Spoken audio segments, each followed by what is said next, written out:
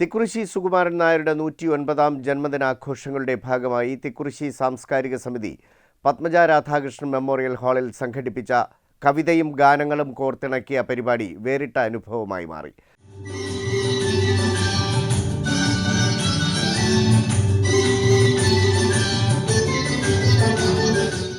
ശാസ്ത്രീയമായി പാട്ട് പഠിക്കാത്ത, പാട്ടുപാടാൻ ആഗ്രഹിക്കുന്നവരെ സമൂഹമധ്യത്തിലേക്ക് കൊണ്ടുവരാൻ ലക്ഷ്യമിട്ടാണ് പരിപാടി സംഘടിപ്പിച്ചത്. സമിതി പ്രസിഡന്റ് വിജയൻ കുഴിത്തുറ അധ്യക്ഷത വഹിച്ച ചടങ്ങിൽ മാധ്യമപ്രവർത്തകൻ സനിൽകുമാർ, മിമിക്രി താരവും സിനിമാ സീരിയൽ നടനുമായ ശിവമുരളി, രാജേഷ് അനൂപ്, വിജയലക്ഷ്മി, ഉഷാകുമാരി തുടങ്ങിയവരും പങ്കെടുത്തു.